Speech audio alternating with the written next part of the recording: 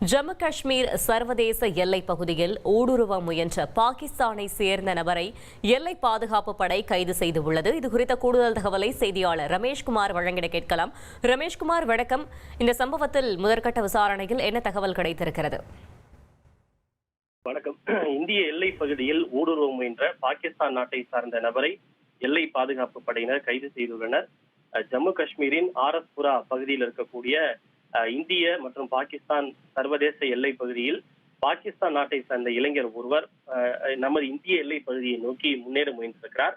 இதனை கண்ட எல்லை பாதுகாப்பு படையினர் வானத்தை நோக்கி துப்பாக்கி சூடு நடத்தி முன்னேறி வரக்கூடாது என எச்சரிக்கை விடுத்துள்ளனர். இருப்பினும் அந்த இளைஞர் தொடர்ந்து இந்திய எல்லை பகுதிக்குள் முன்னேறி வந்ததால் அவரை எல்லை பாதுகாப்பு படையினர் கைது செய்திருக்கின்றனர்.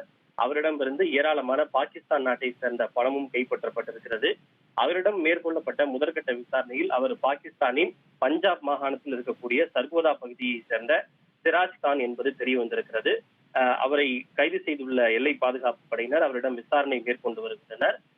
அவர் தற்செயலாக இந்திய எல்லை பகுதிக்குள் ஊடுருவ முயன்றலா அல்லது அவருக்கு ஏதேனும் சதி திட்டம் இருக்கிறதா, அவருடைய பின்னணி என்ன என்பது உள்ளிட்ட பல்வேறு கோணங்களில் எல்லை பாதுகாப்பு படையினர் விசாரணை மேற்கொண்டு வருகின்றனர்.